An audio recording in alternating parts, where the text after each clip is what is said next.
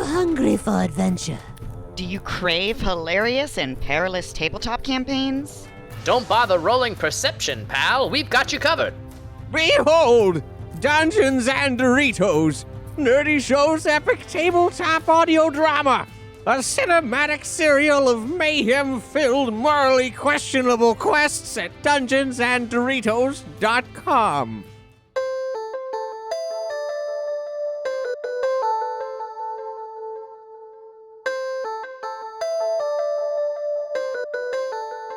The Call of Cthulhu Mystery Program is presented by the Nerdy Show Network. Geeky programming for all nerds across the multiverse. It contains content that might not be suitable for all ages. Listener discretion is advised.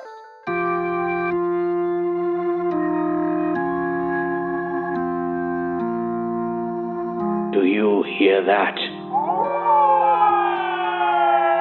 In the cruel blackness of night, an unknowable evil from beyond time cries out. What dark deeds unfold on the streets of Arkham, and which unwitting souls, innocent or impure, will succumb to the maddening call, the call of Cthulhu. Nerdy Show and North End Gallery bring you Part 3 of the Call of Cthulhu Mystery Program. Tonight's strange story, The Price of Knowing. For discerning connoisseurs of artwork in the realm of the avant-garde and esoteric, there's no finer collection in New England than North End Gallery. Here you'll find strange and outlandish paintings and sculptures from 4 continents, native idols and pagan effigies, grotesquities to rival Hieronymus Bosch, curios of accursed qualities, including a work deemed so unacceptable it was barred from exhibition by both the Museum of Fine Arts and the esteemed Boston Art Club. Perfect pieces to provoke captivating conversation in sophisticated sitting rooms. Bring your appetite for the unusual and your checkbook to North End Gallery, 75 Charter Street, Boston, Massachusetts. Housed within the hallowed halls of the Miskatonic University Library is one of the few known copies of the Necronomicon, a tome of the unknown, of death and power. Seekers of arcane knowledge are drawn to it, so it should be no surprise that Estelle Thorpe's path has led her here. She and her merry band of curiosity seekers are piecing together the grim mysteries of Charles Pell, a presumed dead peddler of obscurities. While half of the troupe journey to the wilds of Essex, Miss Thorpe is accompanied by gambler Kenneth Roger and good-time girl Cherry Featherbottom to consult the impossibly rare book, which the late Mr. Pell had hoped to reference in his nefarious dealings.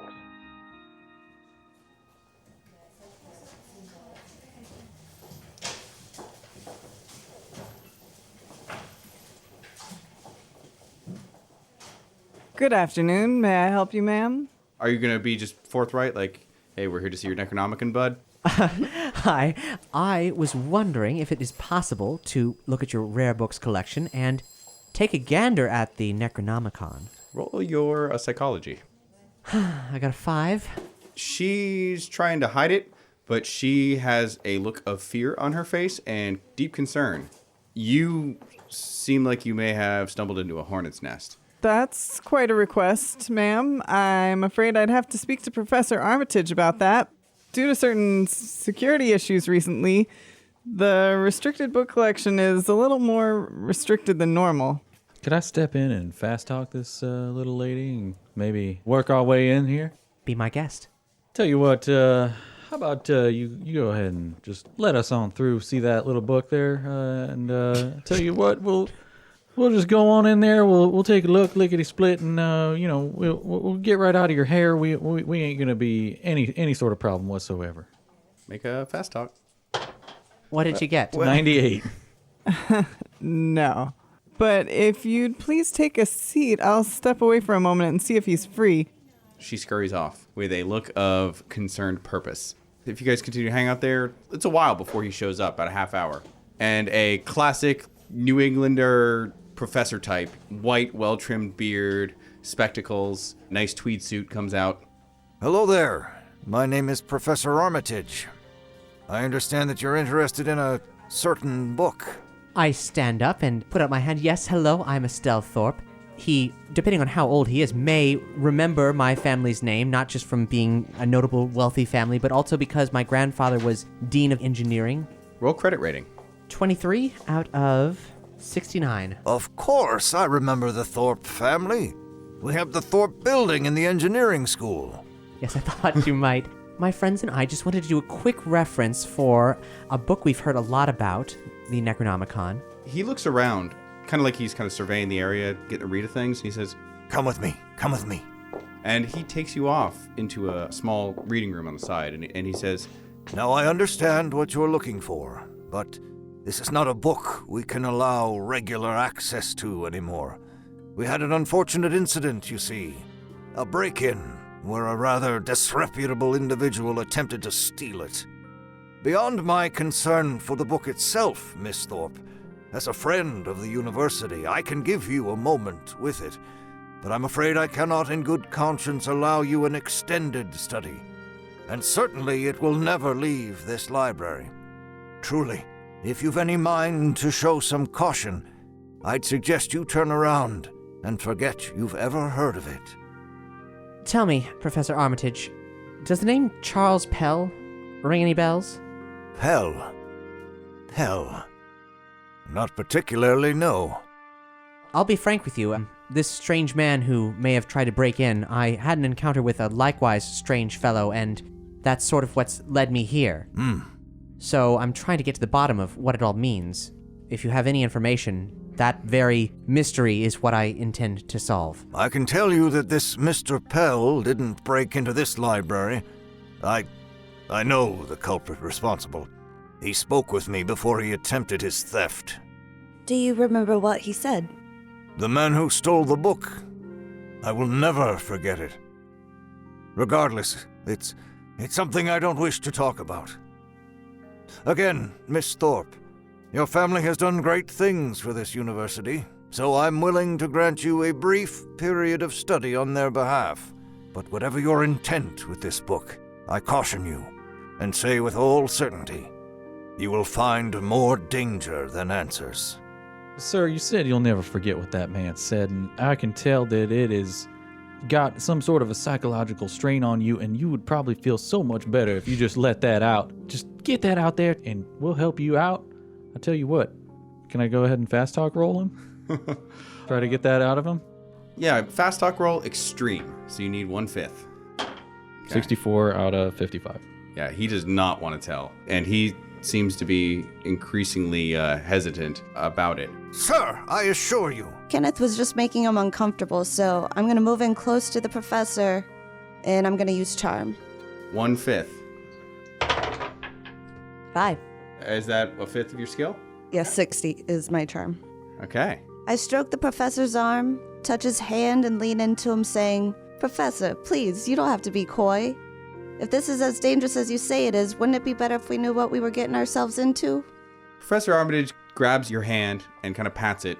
He's not quite responding to it in the way that you're intending, but he seems to soften a little bit, and he says, My sweet girl, he said, what is in that book is true. And he's right. There are some things that shouldn't be known. That's not a sentiment I'd ever believe would leave my lips. Whatever it is you hope to find, there's no shame in walking away. This is not worth the cost. There's a genuine look of concern on Estelle's face. But nevertheless, Professor, I understand the power you're implying. But there may be much at stake. Our concern is simply one passage, enough to give clarity to a danger that may be looming over this town. And whatever dark dealings your would-be book thief might be involved with. Oh, Waitley, the thief. He's been taken care of. He died in his attempt. Oh. But as I said, I'll permit you access. Come along. Hopefully you're fluent in medieval Latin. Yes, I have 20 in Latin. Professor Armitage leads you through the library to the rare books collection. It has what appears to be a relatively freshly installed metal door, reinforced, heavy duty like you might find in a jail, with a massive lock. He unlocks it with a furtive glance around and lets you all inside. Within, it's a nice room, an ornate but cozy library room. He leads you through it towards the rear, where he unlocks another door into a smaller room, And this one has a number of very old-looking books in locked glass display cases. Armitage motions for everyone to sit at the table at the center of the room while he puts on a pair of archival gloves and unlocks one of the display cases. Gingerly, he removes an old, thick book with a blackened leather cover. The exterior of the book reeks with age. It doesn't smell like a normal book does, almost like spices and fireplace ash. And as he's holding it out, the lot of you get this sense of it. You feel noticeably uncomfortable. A feeling of dread wells up in you like an impending danger. A fight or flight urge, a primal urge, deep within you. And it's odd and uncomfortable, but easy to shake off after a moment. You chalk it up to this guy, and the situation is just kind of creepy, being behind these locked doors. He sets the book down right in front of Estelle. The Necronomicon, as translated by Ulas Wormius. Be careful with it. Take your time. I'll be back in an hour. Do not attempt to remove it. Agreed. And Estelle is very shaken by what she perceives as the energy coming off this thing. There's a little drawer of white archival gloves, and she puts them on, then begins to count the pages to find the 34th page. Funny thing about that, you count the pages and you find yourself repeatedly losing track. This book, I mean, it almost seems to want to be read. Make a Latin roll. 34 out of 20. Okay, I mean, this is older Latin than you're familiar with, so it's, you're having a difficult read on it. It's hard to take in, first of all, because you're not a Latin scholar by any means. As you read through it, trying to get a sense of it, you flip back, like to read a previous page. You read through it, then you flip back to the page you were on, and it's a different page. With every sentence, it pulls you in a little more. Although, with the way it's structured, it's confusing at best. The subject matter is disturbing, to say the least. And the page numbers, they keep eluding you. You keep finding yourself in new places in the book, new narratives, all kinds of new things. And even though you don't know what you're reading or where you're reading, it feels as though you're making your way towards what you're looking for. There's a sensation, almost as if you're walking down a dark and winding staircase towards your goal. Are there energies at play where I feel as though the book is divining me in a way that I can work with, or am I... Make a power roll. 3. Yeah, you lose a point of sanity as you just kind of open yourself up to it, and you find your hand just gliding along the pages, flipping them, and you find yourself staring at what you can barely translate to be some kind of history of the world, but it's fantastical ancient creatures and a time before man even walked the earth. Estelle, what can you make out? Does Estelle even hear? You hear whispering. She's so engrossed in this that there are a couple times you try to get her attention, and she's just slapping you away, not even realizing what she's doing. Estelle, the questions that you came here to ask, it feels like the book wants to give you answers. And it shows them to you in a visceral way that attacks your senses, like being repeatedly hit by ocean waves. Each one is bigger than the last. Those builders from Pell's notes, they apparently had constructed massive cities, cyclopean structures reaching miles into the sky, covering the landscape. And then they were swept aside effortlessly by other creatures that took dominance over the earth. You realize that there are much greater forces at play. Forces that dwarf the presence of the gods that you know, like fleas to a mammoth. Somewhere, reaching from the darkness between the stars, in a distant land, in a distant time, in a distant place, an entity mentioned several times, but only referred to as he who shall not be named. One day, he will walk the earth again and exert his influence over the affairs of man. Roll 2d10. 4? In total? Yeah, I got a 1 and a 3. Not bad. So you lose 4 points of sanity. Damn it! You gain 5 points of Cthulhu Mythos. And it's been quite some time since you started reading. Far longer than an hour. Nearly 2. That is a mighty long time. I reckon Cherry and I have just been playing cards, but 2 2 hours with just us locked up in here?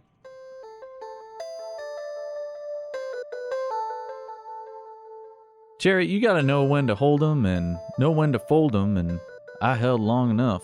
The thought crossed my mind. Ain't made the least bit better being cooped up here while she's in some kind of Eastern hoodoo trance or whatnot. It don't sit right by me, not one bit. It's scary what's going on with her. I still think we should smack that damn book out of her hands. These book types are always doing stuff like this, especially the sensitive ones. You take that book, she's gonna yell at you. Snap to like she just weren't being the least bit peculiar, and then you're the crazy one. Since when are you hanging out with book types? An egg is an egg is an egg. Some are 2 bits short of a mule ride, some are class acts like Miss Thorpe here. Either way, the odds are in my favor. That's awfully rude. You're talking about her like she ain't here. She ain't here. Cherry, I made a laugh out of reading people's faces, and she is G-O-N gone. Looky here. I wave my hand back and forth in front of her face. I whistle at her. Don't make a lick of sense to me, but it is what it is. And we're both sitting next to her? Yeah, it's a small table, and you're both on either side of Estelle. Hey, Estelle. And I poke her in the face. No response. I flick her ear. Estelle! I poke her boob. I bet you 50 cents you won't do that again. I'll take that bet. I poke her again, right in the boob. Nice and slow. She doesn't flinch. Her eyes are moving. She's obviously reading it, and she turns a page every now and again, but no, she's completely unaware of you. Bet you won't put your hat on her. This is my lucky hat, I'll have you know. That's a mighty tall order. Well, $1 says you won't do it. What you got up there? Spare cards? A bald spot? All right, well, I put down my hand since clearly we're playing a different game now, and I place my fine gambling man cowboy hat atop Miss Thorpe's head. Looks like it's a little too big for her. The hat, it just falls down over her eyes, and she just kind of grunts, and she, without even looking, just takes it off and throws it down onto the floor. Got me $1, says you won't put one of your shoes on her head. Hey now, that's uncalled for. I ain't gonna do that to her. I get out my wallet and I put $1 on the table. Followed by 50 cents. Followed by another 50 cents. Followed by another $1. Fine. I can't believe I'm doing this. I can't believe I'm stuck in a library and I ain't even reading. I take off my shoe and I try to balance it on Estelle's head. Stay on there, you. This is ridiculous. Guess I win the bet. I slam my shoe on the table and I shout, "Hey, Estelle! You've been reading enough, sweetie." And I grab the book. Estelle, make a sanity check. 46? Okay, so you make it? Yeah, that's under where I'm at now, Okay, yeah. okay. So you try to grab the book out of her possession. Mm-hmm. Estelle lets out a shriek and stares at you. I drop the book. I drop the book. My heart is racing. Are you okay? I don't know. What do I remember? A lot of half-hidden rumors and legends of ancient times. You're not really clear about a lot of the details on it. It almost was like you got glimpses of this thing, this history to the world, and entities far beyond mortal men that you're only now beginning to piece together. In a way, you feel like you've become part of something greater, but have been reduced yourself. Your sense of occult did not quite equip you for the kind of things that you learned in this book. These things are so far beyond any and all histories that you know of or ever even dreamt about. It's like a piece of your soul has just been witness to something it never should have seen.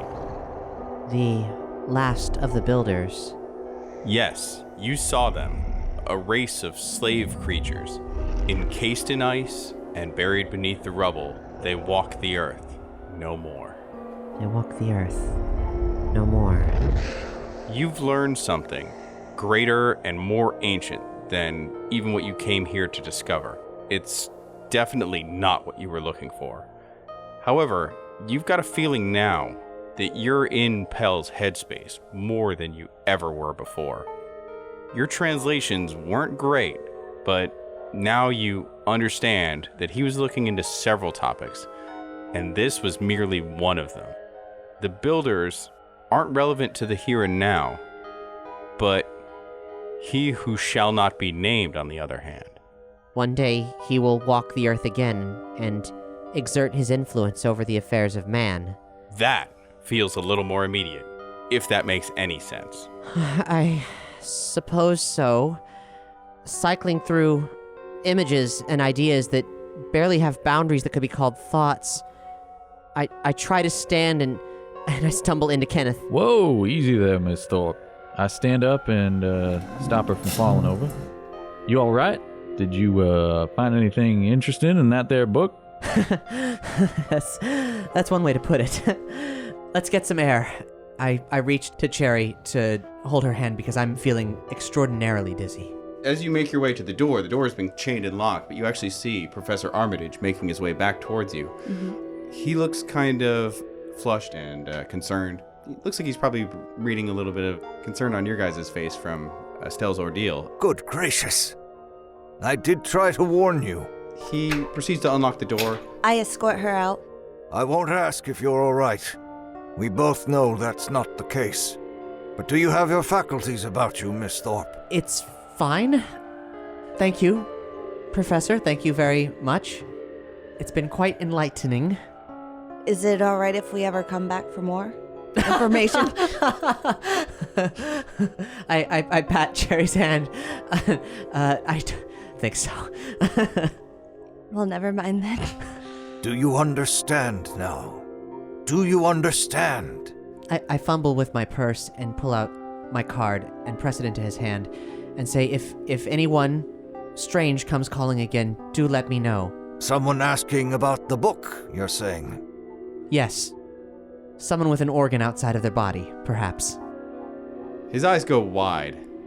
You see it because he's looking at you, but otherwise, he is, stoic-faced. He says, I see. That's quite a thing. Should that happen, I'll certainly reach out to you, Miss Thorpe. I can only say, I wish you the best. Thank you kindly for your time, sir. It's like I always say, you gotta know when to read them and know when to put them away. And I tell you what, we're gonna put it away and get out of here. Oh, no, there's no need to touch the book. I'll put it away. Oh. Well, look at that, full service here. And I may have dropped it. I wore gloves, though. I have a feeling the book will survive. He proceeds to put the book away, very gently, very carefully, and he locks it up. We need to go outside very much. By the time you get outside, Estelle, you're not feeling great, but you're steady enough to walk on your own. What's your plan? Take a cab back to Thorpe Manor and wait for the others to get back from Essex.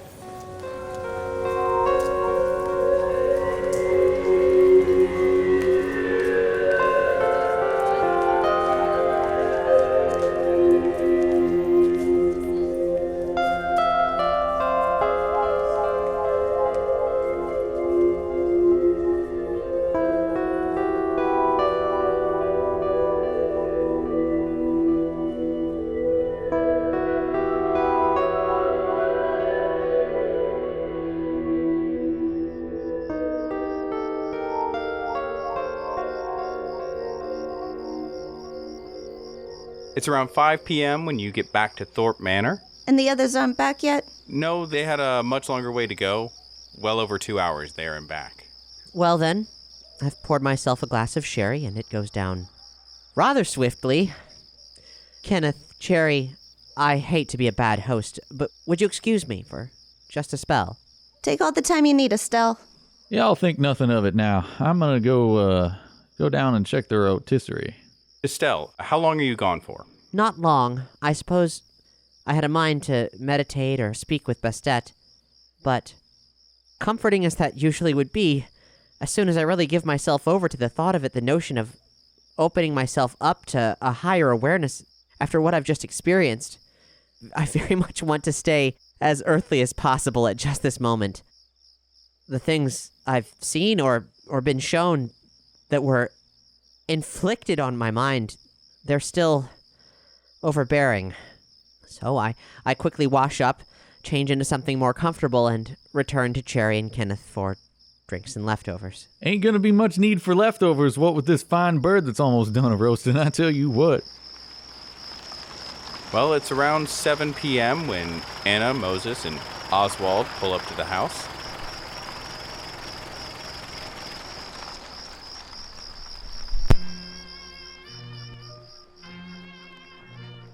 We've got a record on. Spirits are improving. I'm smiling now, having a good laugh with Cherry and Kenneth when he's not counting his cards and saying something cryptic. But soon as they enter the sitting room, I let go of Cherry's hand and stand up immediately, seeing your terrible faces. Well, that's mean. I didn't say that aloud. My God, what happened? Horse riding accident. Yeah, it's a bit hard to explain. Turns out your boy, Mr. Pell, had been in contract with something that ain't quite human. A giant horse monster that hit me in the face with a hatchet. I'm sorry, did you say horse monster? Horse with an S. That sounds just a little bit unlikely. You sure you didn't stumble into some sort of, opium den or something? That's exactly what happened. You know what? You know what, Mountain Man? That must have been it. Because this giant gash on my face absolutely is the result of opium smoking. Now, in my time, I frequent a lot of speakeasies, and I see people get drunk, they get high on all kinds of random drugs, and they just stumble into whatever you see laying around. So, I've seen worse. I wouldn't be caught dead in an opium den without my rifle. I lead them over to sit down and look at their faces. Do they need stitches or something? We've been first aided and second aided. Yeah, it looks like some frontier medicine has been done on these guys. The stitches are rough but serviceable. They look like they're pretty much okay. We're very serviceable. And Oswald, what happened with your accent? Don't mind my friend. He has suffered Do you quite a have shock. a concussion? Why is everybody asking me that? Do you have a concussion? Do have a concussion. That's what it is. Absolutely. How far did I fall, Moses? We need to get him help. I worry about that, man. He looks just a right bit hungry. I happened to I've roast up definitely- another chicken while we were waiting. I've had it in the oven since this morning. I tell you what, it looks juicy and tender. I lost my brunch chicken. We all take a couple shots to the head before he'll be fine. Just have him sit down. Just have a little bit of this, sir. All right, well... concerned about your health. We're all sitting. We're all together. Please, tell me what happened. I assume we relay in as much detail as possible what happened to Estelle and the group. As much confusing but factual information as possible. Mm-hmm. And we've been rehashing it in the car on the ride over, so frankly sick of talking about it. I do want to know if you all lot found out anything useful while we went through that ordeal. It would be mighty helpful. The only one who really got a good look at the book was Estelle. Estelle, in remembering the book and even attempting to talk more about it, looks strained. Well, I'll be frank with you. I've read many occult tomes in my time, but reading that book was like staring into not an abyss, because an abyss would be blissful by comparison. A nightmare, staring directly into a manic nightmare of horrors and histories that I can scarcely piece together. I know things now that I didn't know before. The builders that were mentioned, they're some kind of ancient creature that was eliminated, but a few of them were encased in ice and destroyed. There were massive cities from before humanity, before any documented culture that's ever existed. What Estelle's trying to get across to y'all is we've been escorted to the fiction section, and she took a right gander in there. Well, I expect we all have a bit of a story. Speaking of stories, our man Sinclair's friends here had a lead for us on our last bit of information, Mr. McLeonard. That's right. Something about a storm drain. He mentioned the term McLeonard's brain. That's what he's been going by. Does that ring a bell? No, though the man with the organ, he did scream something about his brain, and when he confronted me, he said, "I'm Charlie and he's me." Maybe there's something there, but the organ he showed me, that was no brain. I don't know. I don't know what that was. Well, I feel like our options are more or less narrowed down. I feel like a horse's ass. May I roll for occult or intelligence? Yeah, make an intelligence roll, because there's something major here that you guys seem to have missed. I rolled a 23. Okay. Well, what about the other lots? Oh, goddess, this was lot X. The Pell house was empty, but somewhere out there, someone bought all the things that actually mattered to him. All this madness we've been chasing today is just the bourgeois he left in his car. The other books he mentioned in his notes, there could be so much more. All the answers and terrible power out there in the ether. Or worse, it could be with someone who knows what it is. Maybe McLennan's brain? Whatever we've stumbled into is truly dire. I didn't even see the horrors you poor fellows faced. Already, this is a path that I'm tempted to no longer follow, but with that missing child and that creature, the forces at work here are sinister, and there isn't anyone else to deal with this but us right here and now. I mean, who would believe? First thing tomorrow morning, we gotta call that auction house. I agree. It's getting late. We should all get some food and some rest. It's the perfect time to go sewer climbing if that's something we want to look at before people start flushing. You want to go into the sewer at night? I've been in sewers all times a day, and I feel like that's the best time to go. He was fishing the Miskatonic. I don't know if I want to separate again. I mean, we could have used a couple extra hands last time. Almost didn't make it out with our skins. The Miskatonic River is an interesting place. I mean, there's a very unique and rare species of red herring that swims those waters. Yeah, I had my fill of red herring. Don't want mercury poisoning, so... And I am not going in a sewer in my charmeuse. Miss, this is a side topic, but could you... I've read about it in the periodicals, but could you explain to me the flapping? I don't know. I mean, is it just It's regular dancing. dancing? Well, what about it? Which part flaps? My dress. Oh, well, I suppose that makes sense. I got up to all kinds of mischief in my head when I thought about it. Stop on by the White Lightning House. We can show you what it's all about. Little dancing, little drinking. I could use a drink. I stand up and pour Moses a whiskey. Well, thank you much, man. Help yourself to whatever you like, friends. Drink, dance, and please do stay the night. I'm afraid that I must turn in, but we'll reconvene in the morning. I touch Anna on the shoulder and bow out of the room. You'll find several clean bedrooms upstairs. Good night, everyone. Much obliged, miss. Thanks, Anna. And with that, Anna leaves following Estelle. Oswald only feels comfortable sleeping next to his friend Moses after what they've been through. Well, ain't you two just peas in a pod? Hey, if you're so curious about flappers, let me show you how to Charleston.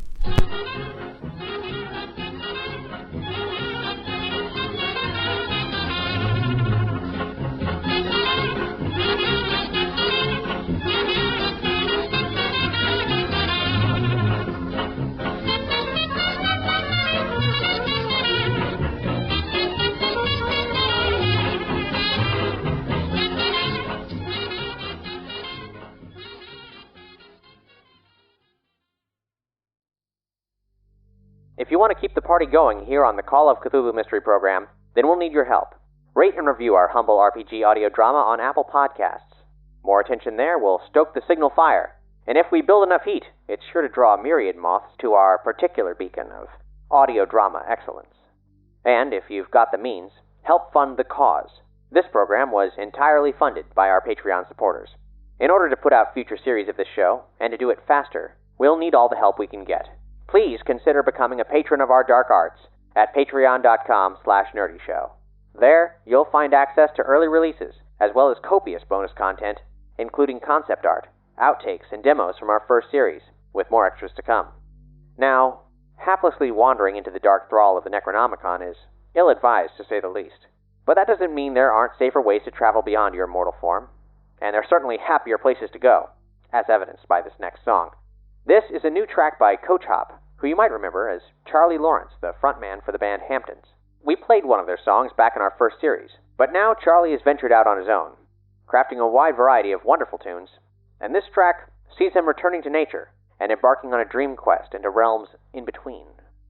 This is the Valle. I'm so close to the ground now.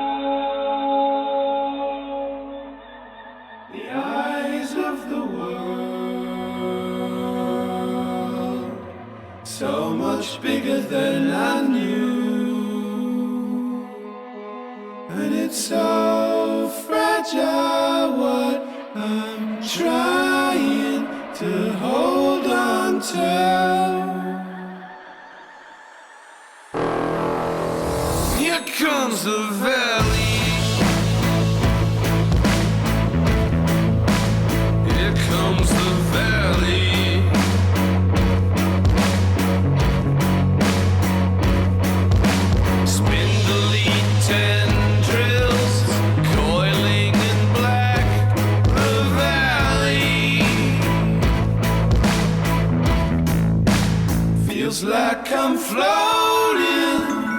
feels like I'm falling.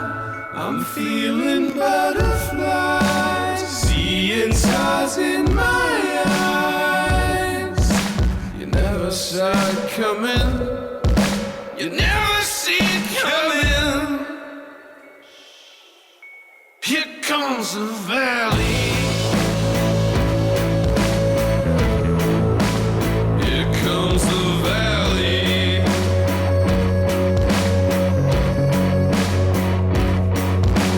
Kicking and screaming, oily and black. The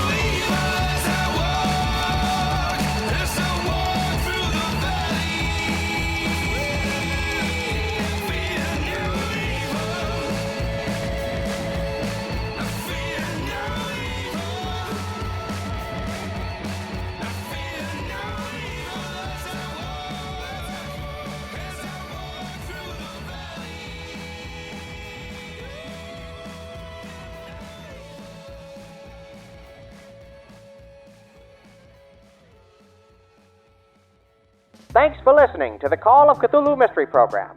If you liked what you heard, please rate and review us on Apple Podcasts or Podchaser. And be sure to subscribe to our series via your favorite podcast player to get all the latest episodes. Episode 3, The Price of Knowing, was written and performed by Luke Stram, Cap Blackard, Nicky Holland, John Sebastian Laval, Boar, and Joshua LaForge, with additional vocal performances by Graham Rowett, Melody Pereira, and Eleanor Edwards.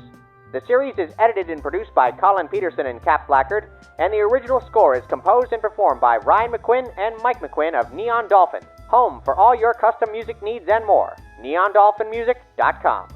For full episode credits and links to where you can purchase this series' original score, as well as character sheets and other supplemental material, visit CthulhuMystery.com.